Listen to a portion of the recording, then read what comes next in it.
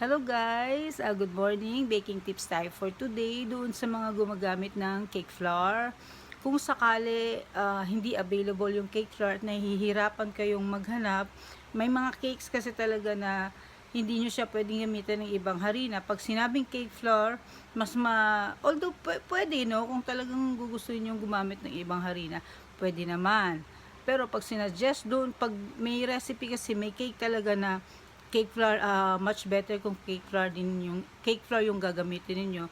So kung wala talaga kayong mahanap guys, kumuha lang po kayo ng 1 cup of all-purpose flour, then bawasan niyo ng isang kutsarang all-purpose flour, palitan niyo ng isang kutsarang cornstarch. Then isip po niyo, salain po niyo ng 3 beses para magpino po siya.